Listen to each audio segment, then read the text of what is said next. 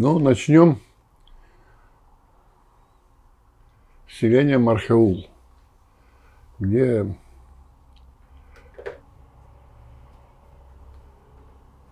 проживало семейств 15 коренных жителей абхазов, которые уцелели от изгнания, и вот они там сконцентрировались, и немного в Бахбаране то же самое. И был такой там в этом селении Барскил-Бах. Это еще в 19 веке, начале 20-го. Такой крепыш, абхаз с очень сильным характером. Это мне рассказывал Керим Харази в 1971 году в селении Бахбаран. Я его спросил, откуда у Берия такая ненависть к абхазам была. И вот он рассказывал. Барскил-Бах, говорит, человек был с сильным характером и физически очень сильный был. А отец Берия разводил поросню, то есть, свиней. Абхазцы терпеть не могли. До сих пор многие терпеть не могут свиней. Несмотря, будь он христианин, мусульманин, никогда не касается. И он его раз предупредил: не выпускайся, не выпускай, плохо кончится, не выпускай. Тот мегрелец в очередной раз, в общем, они залезли, потраву большую произвели в хозяйстве Бага. Он сразу же, недолго думая, схватил его, скрутил и начал убивать. Не бить, а убивать. Переломал ему кости, в общем, и так далее. Народ сбежался, еле-еле его, в общем, отобрали от него, в общем. На носилках отца его Паули звали, Павел. Отнесли домой. В общем, долго лежал, еле-еле на ноги встал. И старик мне рассказывает, он говорит, ненавидел, говорит, наш народ, абхазов ненавидел. И вот эта ненависть, он говорит, от отца перешла к сыну.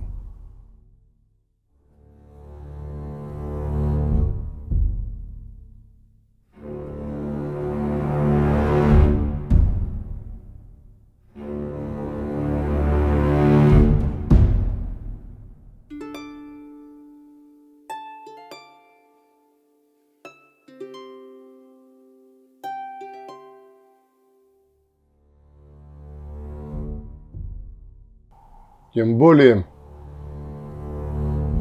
как, вообще, люди, которые испытывают комплекс неполноценности, это у него был комплекс неполноценности в связи с его происхождением и так далее. Прямым свидетельством этого является, что он, когда находился в Баку в 2020 году, в 2019, у него документ был на Лакирбай, понимаешь?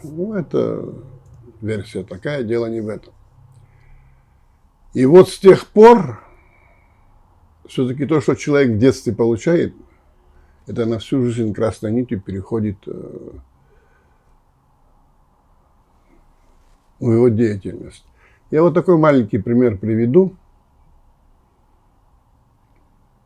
Нестор Лакоба и Лаврентий Берия с семьями дружили, он приезжал часто в Абхазию, но иногда вел себя очень нагло. Вот такой случай дядя Митя Смыр, он участник этих, очевидец многих событий из нового фона, очень был хороший человек, вечная ему память.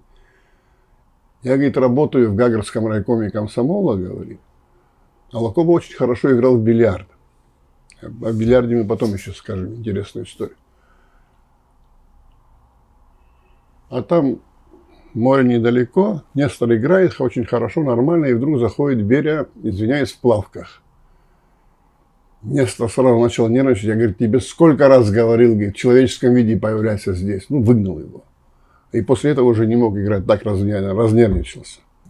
А он это специально делал. И вот, я же говорил, семьи отдыхали здесь, там дети Рауф Лакоба с Сергеем Берия, Зина Лакоба, они все дружили. Есть дети, 10-12 лет. И один раз Сергей Берия так спрашивает Рауфа Лакоба. Это Зина рассказывала неоднократно. Слушай, говорит, Рауф, почему, говорит, дети ж чистые? Мой папа так ненавидит твоего папу, дядю Нестора. Это когда было? 34-й, 35-й год. В общем, он готовил все это, чувствуется, ждал только подходящий момент. И когда наступил подходящий момент, Нестор был отравлен, в квартире Берия привезли его, и буквально через 3 похоронили с почетом. Там, когда газету прочтешь, везде его именем там должны назвать, там должны, даже остров, чуть ли не звезду должны были назвать. Но буквально через месяц враги народа, слух пошел, и начались аресты, репрессии и так далее. Расскажите, как Нестора убили. Правда эта история с матерью? Ну, это известная история, это весь народ знает. Я расскажу тебе, как абхазцы говорят, не сказал в начале, не скажешь в конце. Значит, декабрь 1936 года. Нестор был в Москве и приехал очень довольный. Все наши дела, говорит, в Гудаутском районе собрал актив, выступил и открыто заявил, говорит, все наши дела, говорит, идут очень хорошо. А в то время он же вел, как говорится, скрытную работу по возвращению абхазцев из-за рубежа. И были уже места расселения и так далее. До этого подготовку вел, собрания тоже, на собраниях выступал, должны вернуться наши братья, как вести себя, все, ну, подготовка шла. Только, говорит, мне нужно поехать в Тифлис, говорит, и мы ходили в Грузию уже. Весь народ ему говорит, не иди, не вернешься. Они вышли во двор, на улицу. Был такой очень сильная личность Бебия Чечин. Во-первых, оратор сильнейший был, во-вторых, один из лучших наездников Абхазии, если не Кавказа всего. Но уже в солидном возрасте, лет 60-65, если не больше, под 70. Он говорит, Нестор по-абхазски говорит, не езжай, говорит, не вернешься. Тот молчит. Чечин стал перед ним на колени, в 2 раза старше Нестора, чуть ли не в 2 раза. Нестор бурку схватил, расстелил, сам встал, и его тоже поставил и поднял. И задумался. Если Чечин говорит, не только все говорят, когда голову поднял, а в небе парил орел, очень высоко. Он говорит, кто попадет, говорит. Нестор был отличный стрелок, он такие, как говорится, единицы были. Даже в Абхазии, где большинство были хорошие стрелки тогда. Ну, все вытащили оружие, все имели, начали прицельную стрельбу вести. Ну, и разве так стреляют? Вытащил свое оружие, прицелился, и орел упал, в общем, на площадь. Я, говорит, вернусь. Оказывается, он этим убил свою судьбу. Понимаешь, он загадал, попаду, не попаду, ну, как обычно. Его привезли. Но что там было? Там Берия пригласил его на ужин. Я очень коротко рассказываю. Он любил форель, Нестор вообще. Но он отказывался, не хотел идти. Потом позвонила его мать Берия. От матери он отказать не мог, конечно. Приехал с очень, так, знаешь, вел себя. Там форель немножко прикусил, бокал вина выпил, больше ничего не делал. И в тот день шла премьера балета грузинского. Ну, как правительство, он тоже там был, и ему стало плохо. И, ну, с ним были люди его, они отвезли. Его, он говорит, отравил меня, Лаврентий, отравил. Ну, его, кстати, когда привезли, запретили делать эксгумацию, и тогда не эксгумацию, то есть анализ сделать. Врач его Семирджиев подошел к телу, вот века приоткрыл его так, и больше ничего не сказал. Ну, врач был, понял, что отравлен. Через неделю он был, исчез, его репрессировали. Ну, начались, конечно, повальные репрессии. В одну только ночь я рассказывал, но это буду всегда говорить, чтобы люди поняли, что было с нами. Понять не могут, потому что душа у них зачерствела у многих. Они уже нашу войну забыли некоторые. 784 человека было расстреляно на берегу реки Гумиста. Все были брошены в известь. На следующее утро Авис Баутар, Пабба Султан и Ахлахба, в общем, они юноши были, пришли, земля вот так колыхалась и исходила кровь. А перед выстрелами они кричали: братья абхазы, неужели вы не слышите, нас убивают? Ну, все заглушало пулеметами. Я к чему говорю? Когда Нестора привезли, вот представьте себе, как его народ любил. От Киласура до центра города, там 5 километров, ну 4,5-5 километров. Народ шел пешком. Вот на 5 километров расстроилась травная процессия.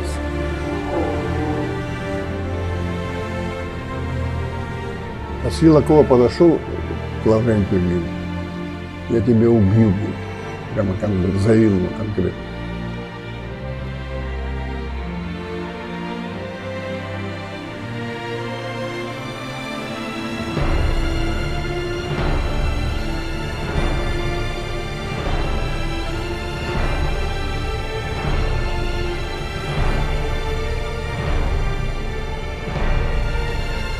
Было подготовлено несколько групп на тройку. Друг друга никто не знал. Сразу же, это буквально после похорон, начали его искать. Но у него было такое звериное чутье. Вот 100% он должен быть там, он не являлся. Там не являлся. Я к чему говорю? Был такой, я рассказывал тебе, товарищ отца, Ахба Байрам из Ачандары. Ну, я тебе говорю, во-первых, очень отчаянный, отважный был. Во-вторых, он среднего роста был, но физически никто не мог его перед ним устоять. Байрам опоздал на 4 часа. Просто водитель под пытками назвал его имя. И там чуть ли не целая рота проехала его арестовывать. Но дело не в этом. Тбилиси повезли в камеру. В камере он, когда сидел, пел песню. Вот эту песню там тоже абхазцы сидели, и ачандарцы сидели. Ну, абхазцев много было, посадили сколько. Вот эту песню они потом вынесли. Эту песню наш ансамбль исполнил, она записана есть. Песня Байрама так и называется. Ну, прощался со всеми. На суде он прямо открыто заявил, Байрам: я очень жалею, что этого очкарика не убил. Немного, лишь немного, говорит, оставалось. Несколько троек было, я говорю, я точно знаю. Очевидцы рассказывали, просто фамилии не называю. Вот такой случай произошел в Драндах, уже во время, в тюрьме, во время начала Второй мировой, ну, 42-й год, так условно скажем. Один абхазец, очень такой тоже отчаянный, хороший, ну, офицер, в органах работал. Он вовремя почуял опасность, ушел из Абхазии в Россию, потом пошел на фронт. Командир разведроты был, в общем, несколько раз был награжден, в общем, был ранен и лечился в Сочи. Это очень интересная история. Ну, когда выздоровел, решил на ночь проскочить, родных проверить. Хотя знал, что за ним, ну, его имя в черном списке. Ну, естественно, кто-то его предал, его арестовали. Арестовали и сразу это предъявили, покушение на Берия, Сталина и так далее. Ну, начали очень жестоко пытать и мучить. Он все терпит, понимаешь? И вот, ну, неделя, вторая, избивают до полусмерти. И он сделал вид, что поддался пыткам. И следователь так над ним свой пистолет вертит. Ну что, говорит, бери ручку, подписывай. Он так ручку взял, но он же войну прошел, командир разведроты. то же мгновение вырвал пистолет из рук следователя, его застрелил, охранника застрелил, а врача пожалел. Тому плохо стало от страха, забаррикадировался и погиб. И его тело лежало в драндах 2 суток. А по тюрьме шел такой разговор. Там Смыр Мустафа Чик сидел.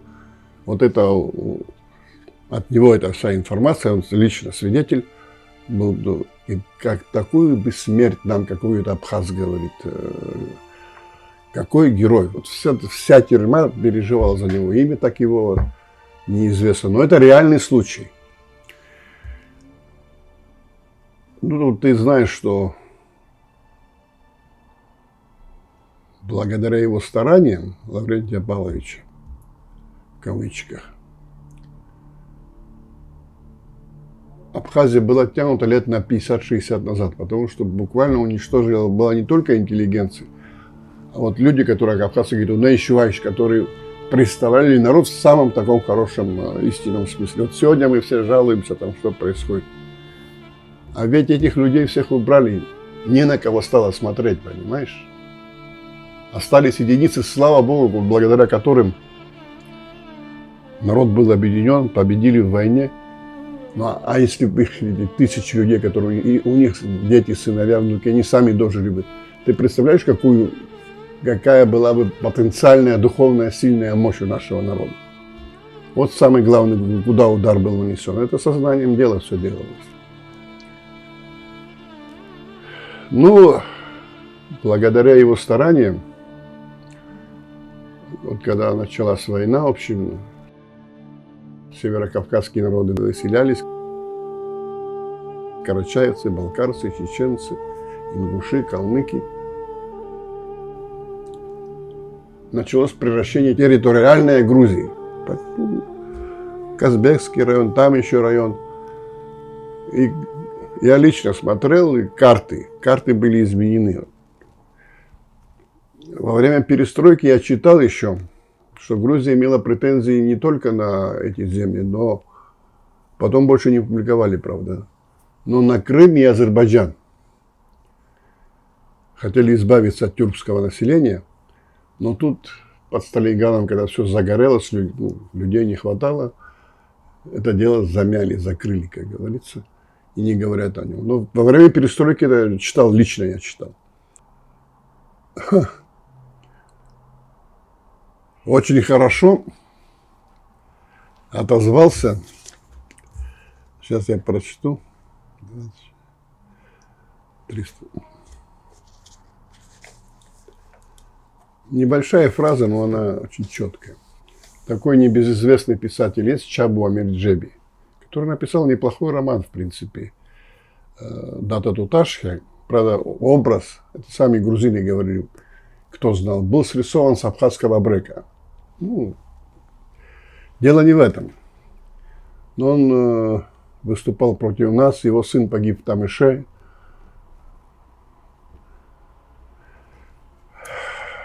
Но он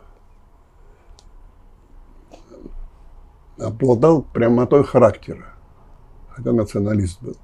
И вот что он заявляет, вот сейчас я хочу сказать, говорит о своем народе.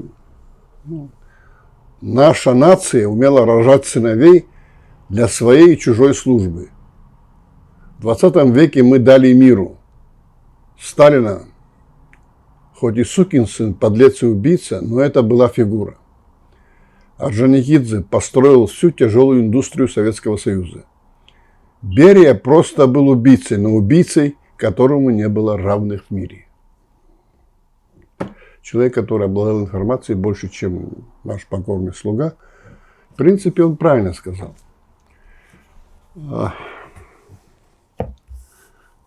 Вот это то, что говорил мне Керим Харази про отца мира, это ненависть к абхазам. Все-таки от отца к сыну перешла, и мы понесли больше потерь. В войне большие потери были, я говорю, Второй мировой. Но в 1937 году мы понесли очень... Ну, народ был практически лишен своих, как говорится, вот вся элита крестьянская, национальная была вырезана. Я здесь хочу рассказать очень один интересный случай. Был такой Георгий Трапш, Георгий Михайлович Трапш. Видный такой мужчина, очень интересный, высокий. Он входил в тройку лучших бильярдистов Советского Союза. А научился играть он в бильярд в Новом Афоне. У него мать была Лакоба, он практически был племянник Нестора. Там было тоже, Лакоба привез из Одессы одного сильного игрока, уже старичка.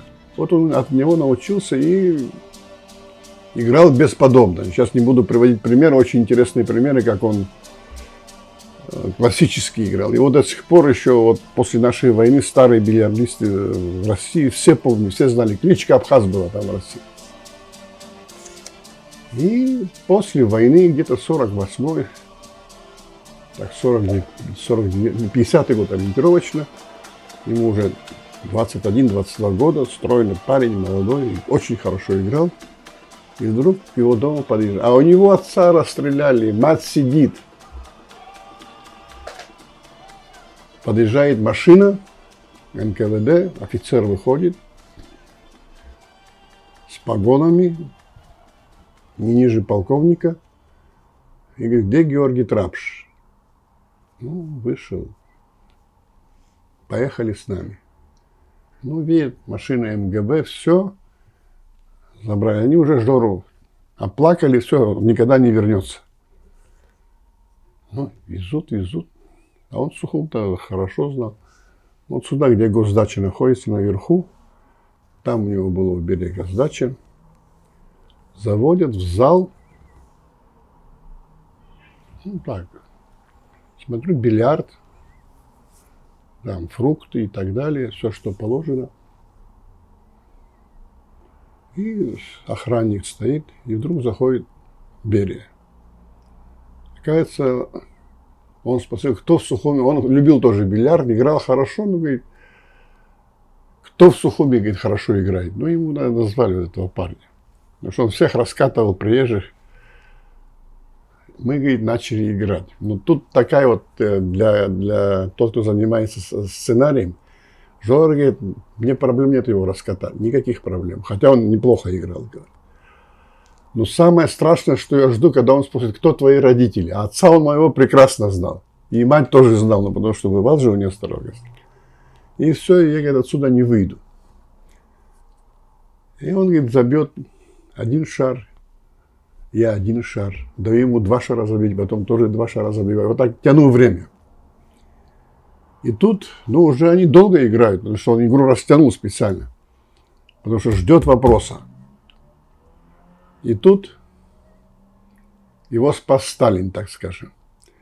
Звонок, и влетает полковник, верховный, говорит, там, вас ждет на проводе. Тот, извините, говорит, все. Положил кий, пошел. Оказывается, Сталин вызвал какие-то дела. Жора говорит, я стою, что делаю? Вдруг ко мне подходит этот полковник, пойдемте с нами. Снова в машину сажают, загружают, говорит, заморские фрукты, апельсины, ананасы, ну, все, что хочешь, бананы, все виды, в общем, напитков, коньяк, шампанское и так далее. И привозят его домой. Вот так Сталин его фактически спас, а то бы... И он несколько раз лично нам рассказывал эту очень интересную историю. Я к чему говорю все это? Вовремя, если не разобьешь гадюке голову, понимаешь, она может очень много неприятностей сделать. Кстати, в Грузии он тоже свыше 100 тысяч интеллигенции уничтожил. Они его ненавидят. Не говорю уже об Абхазии. Тут такой метод был очень интересный. Людей принуждали делать наговоры на одного, на другого. Ну, под пытками, конечно, интересные. Ну, вот я тебе рассказал несколько случаев, как люди не давали задний ход, спасали своих людей. Это тоже было. Слава им, как говорится, действительно, вечная память. Время было очень тяжелое. И сейчас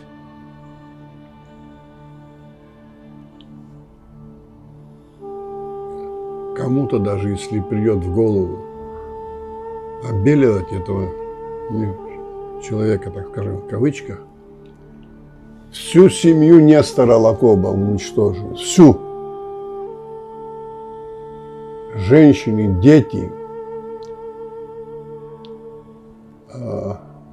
Главный прокурор Руденко, когда вот процесс был, он выступил, ну там, и вот только 2 человека в Советском Союзе не дали задний ход, ну, под пытками, страшными пытками, не просто там бить. Один генерал и Сария. И, Вы не помните фамилию этого генерала? к сожалению, не... это давно я слышал. Он кто по национальности? Русский. И Сария, это хрупкая женщина. Сария Лакоба, она говорит, этой женщине нужно поставить памятник. И до сих пор, Эсма, вот подчеркиваю, до сих пор, хотя вопрос много раз говорили, дом, где они жили, там тихо-тихо какая-то реставрация идет, в общем, музей делают, медленно, правда, но это не их вина. Напротив нужно поставить семье Лакоба, Нестора, Сария, Нестору, Шахусне, Рауфу памятник. Просто просить, это наша обязанность, как людей. Я просто здесь хочу, чтобы через вот, ну, то, что ты снимаешь, чтобы, как абхазцы говорят, понимаешь, чтобы у них печень хотя бы заработала нормально, чтобы и мозги заработали хорошо, и сердце, чтобы эта память была вечной, понимаешь, не словесной, а вечной, ну, в виде, да, памятник должен быть. Деньги, народ соберет деньги. Народ, я отвечаю. Нестор Лакоба был любимчик народа. Не любимчик. Сын народа был. Его любил весь народ. Ну, не только. сын народа, вот так называется. Берия, нелюбимый сын, тогда так сказать. Берия был, понимаешь, Враг человек с комплексом неполноценности. Враг народа. Ну, И народов. Или народов. Сталин, даже Сталин, он из различных источников известно, что он любил больше, если это слово приемлемо вообще к Сталину, Нестора. Да. Он 28-29 раз его звал в Москву. Он был на приеме в Кремле, сейчас Лакоба, 46 раз. 46 раз он единственный человек в Советском Союзе, который заходил с оружием в кабинет. Такое не допускалось никогда. Но Сталин ему благоволил, разрешал это абхазцы. Берия не воспринимал. Берия не воспринимал, Берия всегда просил, это, ну, все старшие очевидцы рассказывали, чтобы выйти на Сталина любыми путями. Но потом он вышел. Ключевой вопрос. Почему Сталин позволил, разрешил или содействовал Берии в убийстве Нестора? Ну, потому что тут это очень элементарная вещь. Скажите. Это, неужели вы не можете понять? Это игра всех политиков. Он хотел его на место Ижова Лакоба назначить. Ну, документы есть, об этом Станислав Лакоба писал. А это что значит? Чтобы палачом он был. Угу. А Нестор на это не смог пойти. Но он отказал ему в категоричной форме. И после этого? После этого Сталин охладел к нему. Хотя, когда Сталин бывал в Москве, скажем так, ну, Лакоба же снимал там квартиру или гостиницу. Он приезжал к Нестору, чтобы отведать абхазскую хлеб-соль. Ну, мамалыга, аджика, мясо, ахут по-абхазски с мясом, с копченым, ну и так далее, и так далее. Он просто обожал. И в июле 1936 года, если я не ошибаюсь, это, как его, книга тоже вышла, Чаквитадзе книга, но у меня очевидец рассказывал, в общем, на Мчичте, вот где пещера, где вот форелевое хозяйство, вот там Лакоба накрыл хлеб-соль для Сталина. Он любил вообще, абхазское застолье очень любил. И собрал, ну, окрестных абхазцев, которые, как говорится, крестьяне, которые достойные были. Человек 25-30, быка, хлеб-соль накрыли и так далее.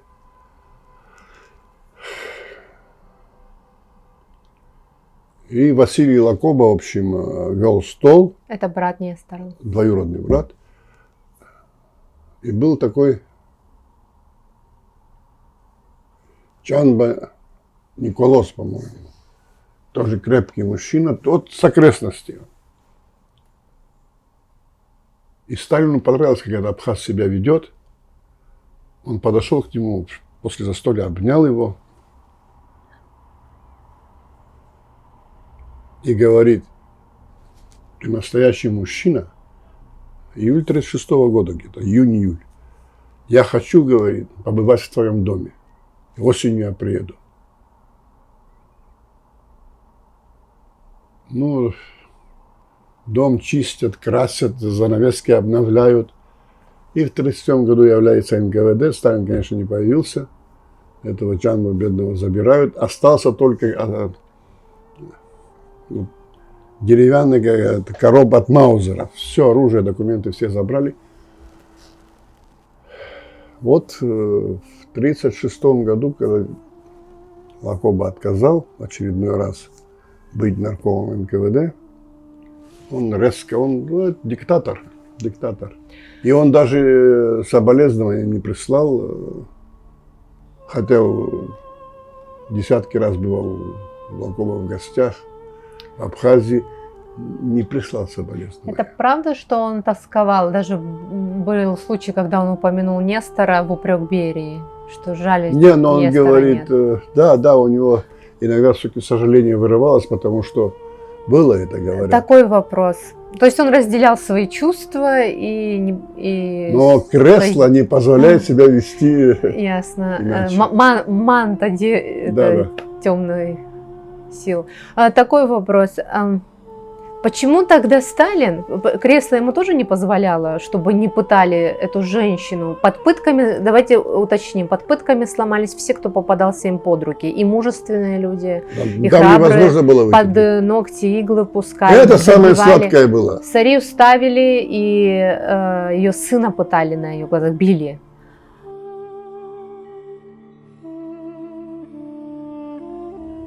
Один раз же вырыли ров с водой, туда запустили змей. Больше всего она После боится этого змей. ей плохо стало. Она им подписала своей кровью подпись. Говорят, даже последние бессердечные НКВДшники смутились. У меня вопрос. Хорошо, Берия, у него была личная неприязнь к Нестору и к абхазскому народу. Почему Сталин позволил пытать его семью? Эсма, еще раз говорю, диктатор, он на своем пути всех сметает, любой диктатор. Ты сегодня ему нужен, хотя они долго дружили, да, они друг друга знали. Но это, видишь, не помогло, так что надо всегда доверять самому себе. Такой вопрос. Почему, если единую большую Грузию хотели создать, почему при Берии, посредством Берии, уничтожали грузинскую интеллигенцию? В чем смысл тогда? Ну, во-первых, всегда план скидывали, это понятно, раз. Во-вторых, грузинская интеллигенция была очень, как тебе сказать, очень образована была. Она с парижским образованием, с петербургским образованием, ну, блестяще владела языками, этикет соблюдала, ну, широко образованная была. А разве в то время... кому нужны умные люди? Но они же поднимали образование с 20% до 80%. Вот. Не, образование среднее. А люди, которые мыслили иначе, им не нужны были. Вот был такой репрессированный поэт, я рассказывал в конце, сейчас очень... Тебе рассказывал, сейчас расскажу. Галактион Табидзе. Это был настоящий поэт, богемный, любил, Кутила был. Часто в Абхазии бывал. Ну, а сейчас не... При советской власти тоже было. Посылали писателей в командировку, чтобы они цикл стихов писали, а потом и так далее. Его послали в Абхазию, в его любимую Абхазию. Но он абхазов знал хорошо очень. Дмитрий Агуля знал, ему посвятил стихотворение.